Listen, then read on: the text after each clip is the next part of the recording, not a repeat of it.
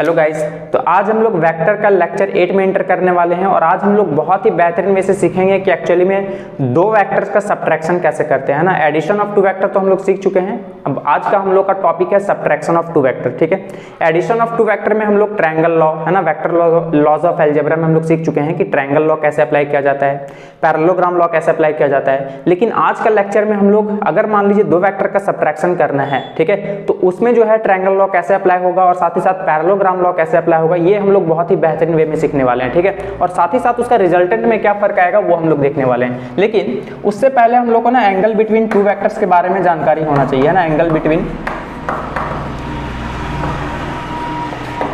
Two vectors, ठीक है, जब तक ये आप लोगों को टॉपिक नहीं समझ में आएगा ना तब तक आप लोगों को क्लियर नहीं होगा कि एक्चुअली में कौन सा एंगल लिया जाता है दो वेक्टर्स के बीच में। ठीक है, जैसे अगर मैं आप लोगों के सामने दो क्वेश्चन को रखूं, है ना, मान लीजिए ये रहा पहला वेक्टर, वेक्टर ए, ठीक है, और वेक्टर बी इस डायरेक्शन में है। अब मैं अगर आप लोगों से पूछूं बताइए कौन सा एंगल सही है, ये θ1 वाला एंगल लेना चाहिए या θ2 वाला एंगल लेना चाहिए। क्लियर, देखिए अब अगर मैं बोलूं आप लोगों को कि मान लीजिए ये है वेक्टर ए, ठीक है, और ये रहा वेक्टर बी इस डायरेक्शन में। अब मैं आप लोगों से पूछूं बताइए कौन सा एंगल लेना चाहिए, θ1 या θ2।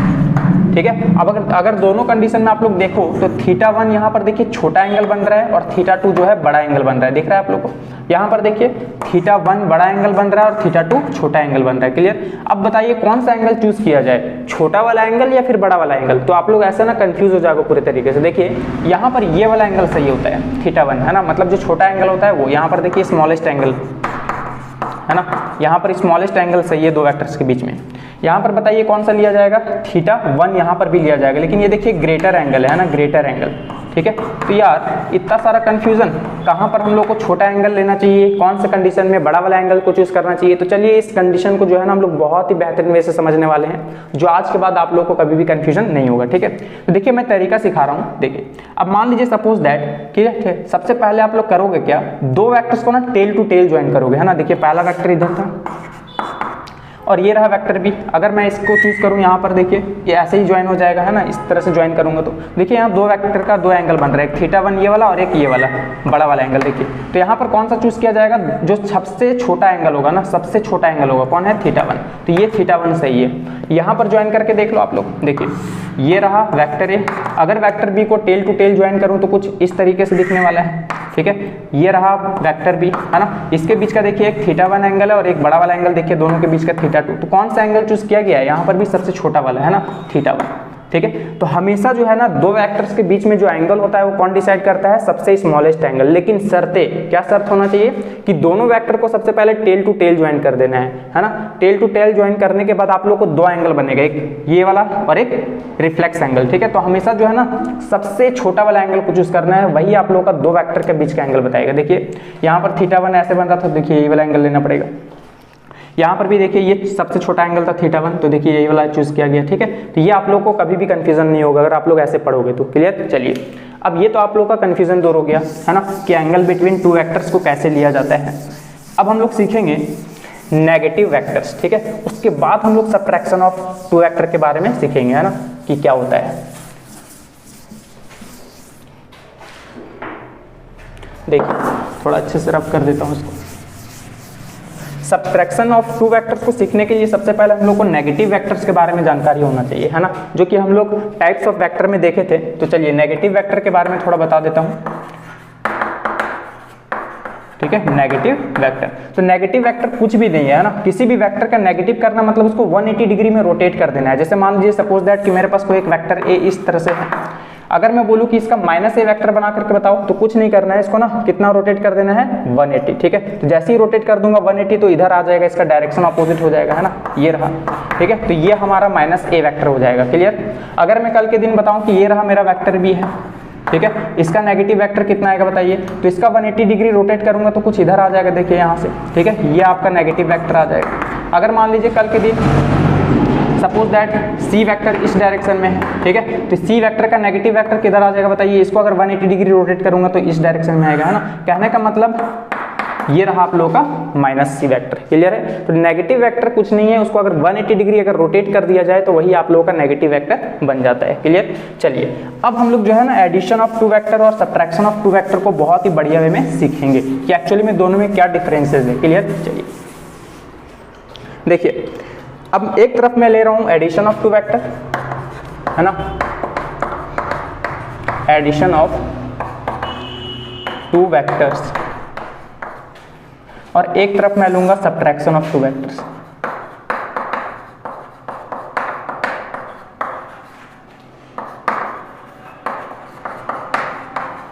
चलिए देखिए, अगर मैं बोलूं कि सपोज दैट ये रहा मेरा वेक्टर ए इस डायरेक्शन में है और वेक्टर बी कुछ इस डायरेक्शन में है, ठीक है, तो यहां पर आप लोग ट्रायंगल लॉ अप्लाई करके बताओ। कौन सा लॉ? Triangle law. ठीक है, ट्रायंगल लॉ। तो कैसे अप्लाई करोगे ट्रायंगल लॉ? आप लोग को बहुत ही बेहतरीन वे में समझ में आया होगा कि सबसे पहले इसको हेड टू टेल ज्वाइन किया जाता है। तो देखिए, ये रहा मेरा पहला वेक्टर, वेक्टर ए, ठीक है, और वेक्टर बी का अगर पैरेलली शिफ्ट करवा के इसका हेड टू टेल अगर मैं ज्वाइन कर दूं तो कुछ इस तरीके से दिखेगा। ठीक है, ये इस तरह से दिखेगा। और इसका जो तीसरा साइड होगा ना, जो ट्रायंगल को कंप्लीट कर रहा होगा लेकिन ऑपोजिट डायरेक्शन से है ना, वेक्टर ए इधर है, वेक्टर बी इधर है, तो आर वेक्टर इधर ना होकर के इसका ऑपोजिट डायरेक्शन इधर होगा। यही आप लोग का नेट रिजल्टेंट बताएगा vector A plus vector B. तो देखिए यहाँ पर एडिशन सीख रहे हैं, है ना, ए प्लस बी हो रहा है। लेकिन अगर मैं बोलूँ कि मुझे ना ए माइनस बी चाहिए, क्या चाहिए? ए माइनस बी। तो अगर मैं बोलूँ कि ए माइनस बी चाहिए तो इसी में अगर मैं ट्रायंगल अप्लाई करके बताऊँ, देखिए ये रहा वेक्टर ए, ठीक है, और ये रहा वेक्टर बी, दिख रहा है आप लोग को। अब मैं बोलूं कि इस पे ट्रायंगल लॉ अप्लाई करके, लेकिन मुझे a माइनस बी चाहिए, है ना, a प्लस बी नहीं चाहिए। अगर a प्लस बी चाहिए होता है तो डायरेक्टली हम लोग इसको हेड टू टेल ज्वाइन करवा देते हैं। लेकिन अब बताइए यहाँ पर अगर ट्रायंगल लॉ अप्लाई करूँ ना, तो वेक्टर a तो इस डायरेक्शन में है, देखिए, ठीक है, ये रहा आप लोग का वेक्टर ए। बी वेक्टर का नेगेटिव लेना है, इसको जरा तोड़ के देखिए क्या आएगा। ए माइनस बी कहने का मतलब क्या है? वेक्टर ए प्लस, और ये देखिए minus of vector B. Clear है? मतलब इसका बी वेक्टर का नेगेटिव वेक्टर लेना है। तो अभी नेगेटिव वेक्टर कैसे सिखाया बताइए। ये रहा वेक्टर बी, इसी को 180 डिग्री रोटेट कर दूं तो कुछ इस तरीके से आ जाएगा। और ट्रायंगल लॉ में हम लोग हेड टू टेल ज्वाइन करते हैं, तो बी वेक्टर तो अगर ऐसा है, देखिए ये डॉट वाला है, ठीक है, ये बी वेक्टर है, इसका नेगेटिव लूंगा तो इसका ऑपोजिट डायरेक्शन इधर आ जाएगा, ये है आपका माइनस बी वेक्टर। अब इसका जो तीसरा साइड होगा ना, वही आप लोग का नेट रिजल्टेंट बताएगा जो एक ट्रायंगल को कंप्लीट कर रहा होगा। ठीक है, देखिए वेक्टर ए इस डायरेक्शन, वेक्टर बी इस डायरेक्शन, तो आर वेक्टर इस डायरेक्शन में ना होकर के इसका ऑपोजिट डायरेक्शन सेंस इस डायरेक्शन में हो जाएगा। क्लियर है? यही आप लोग का नेट रिजल्टेंट बताएगा और यही आप लोग का ए माइनस बी वेक्टर होगा। क्लियर है? तो ये आप लोग सब्ट्रैक्शन ऑफ टू वेक्टर में ट्रायंगल लॉ अप्लाई करना बहुत ही बेहतरीन वे से समझ में आ गया होगा। ठीक है, अब हम लोग पैरेललोग्राम लॉ को अप्लाई करेंगे। क्लियर? चलिए इसे आप लोग नोट कर लीजिए। देखिए पैरेललोग्राम लॉ मैं यहाँ बताता हूँ। ठीक है, इसी को अगर हम लोग मान लीजिए सपोज दैट एडिशन में अगर पैरेललोग्राम लॉ अप्लाई करते हैं ना, पैरेललोग्राम लॉ, तो कैसे अप्लाई करते हैं बताइए। ये रहा हम लोग का वेक्टर ए, देखिए ये रहा वेक्टर ए, है ना। वेक्टर बी को पैरेललोग्राम में हम लोग कैसे अप्लाई करते थे, टेल टू टेल ज्वाइन करते थे, तो ये रहा आपका टेल टू टेल ज्वाइन कर दिया, देखिए वेक्टर बी। ठीक है, अब इसी को पैरेललोग्राम कंप्लीट करना है तो वेक्टर बी का पैरेलल एक और लेना पड़ेगा यहाँ पर, देखिए कुछ इस तरह से, और वेक्टर ए का पैरेलल इधर ले लिया। ठीक है, और जो आप लोगों का जो कॉमन टेल से जो डायगोनल होता था वही आप लोगों का नेट रिजल्टेंट बताता था, है ना, ए प्लस बी। ये आप लोग को याद आ रहा होगा। लेकिन यार हम लोग को पैरेललोग्राम लॉ में ना एक्चुअली में सब्ट्रैक्शन ऑफ टू वेक्टर सीखना है ना, कि सब्ट्रैक्शन कैसे किया जाए। तो देखिए आप लोगों को बहुत ही बेहतरीन वे में समझ में आ रहा होगा, इसे आप लोग नोट कर चुके होंगे, है ना। चलिए इसे मैं रफ करके दिखाता हूँ। देखिए अगर मैं बोलूं कि मुझे a माइनस बी चाहिए, है ना, तो a माइनस बी में तो आप लोगों को पता होना चाहिए कि क्या होता है, वेक्टर a प्लस, और देखिए b वेक्टर का नेगेटिव वेक्टर लिया जा रहा है ना, माइनस बी। तो देखिए वेक्टर a ऐसा था, ये रहा आपका वेक्टर ए। ठीक है, वेक्टर बी को टेल टू टेल ज्वाइन तो करना था। अगर मैं टेल टू टेल ऐसे ही ज्वाइन कर देता ना तो एक्चुअली में ये वेक्टर बी होता, लेकिन मुझे माइनस बी वेक्टर चाहिए। तो माइनस बी किधर आएगा बताइए, इसका ऑपोजिट इधर, ये है आपका माइनस बी वेक्टर। अब आप लोग यहाँ पर पैरेललोग्राम कंप्लीट करो। देखो वेक्टर बी का पैरेलल इधर आ जाएगा, देखिए कुछ इस तरह से, है ना, ये रहा माइनस बी का वेक्टर का पैरेलल, और वेक्टर ए का पैरेलल कुछ देखिए इस डायरेक्शन में आ जाएगा। अब बताइए इसका कॉमन टेल क्या है, ये है आपका कॉमन टेल। अब ये जो होगा ना, ये आप लोग का नेट रिजल्टेंट बताएगा और यही आप लोग का vector A minus vector B होगा। क्लियर है ये बात? लेकिन फॉर्मूला में क्या फर्क पड़ेगा, चलो पैरेललोग्राम लॉ में तो हम लोग समझ में आ गया कि एक्चुअली में क्या होता है। ठीक है, चलिए अब एक ट्रायंगल लॉ में ना, एक पैरेललोग्राम और एक ट्रायंगल लॉ में मुझे सारा चीज दिखाना है ना, सब्ट्रैक्शन और एडिशन को, दोनों को। तो चलिए मैं इसे रफ करता हूँ। ठीक है, चलिए एक ही में अप्लाई करके बताऊंगा मैं। अगर मुझे इसमें एडिशन दिखाना है, देखिए वेक्टर ए इधर है, बड़ा सा डायग्राम बनाता हूँ, है ना, ये रहा आप लोगों का वेक्टर ए, और वेक्टर बी को अगर पैरेलली ऐसे ही शिफ्ट कर दिया जाए, है ना, इसका पॉजिटिव वेक्टर के साथ ही, तो इसका जो नेट रिजल्टेंट बताएगा वही आप लोग का क्या बताएगा, नेट रिजल्टेंट, जो कि vector A plus vector B के बराबर होगा। क्लियर। लेकिन अगर इसका मुझे नेगेटिव वेक्टर चाहिए ना, ए माइनस बी सब्ट्रैक्शन के लिए, तो बी वेक्टर का नेगेटिव लेना पड़ता है। इधर देखिए ये वाला डायरेक्शन में, यही आप लोग का माइनस बी हो जाता। अब इसका जो नेट रिजल्टेंट होगा वो ये वाला बताएगा, तीसरा साइड, है ना, ये आप लोग का जो आर वेक्टर होगा ये आप लोग को ए माइनस बी वेक्टर देगा, है ना, A minus B vector. Clear है ये बात। अगर मुझे इसका पैरेललोग्राम लॉ में दिखाना था, तो देखिए आप लोग को एक ही डायग्राम में दोनों दिखा देता हूँ, है ना, बहुत ही बेहतरीन वैसे समझ में आएगा।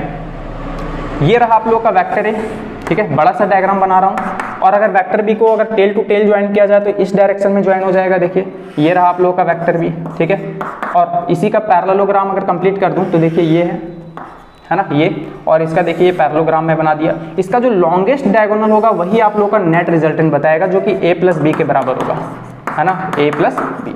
और इसका जो सबसे शॉर्टेस्ट डायगोनल होता है ना, वही आप लोग का नेट रिजल्टेंट तो बताएगा, लेकिन वो ए माइनस बी वाला डायरेक्शन बताएगा, है ना, A minus B, subtraction of two vector. तो देखिए लॉन्गेस्ट डायगोनल जो होता है ना, लॉन्गेस्ट डायगोनल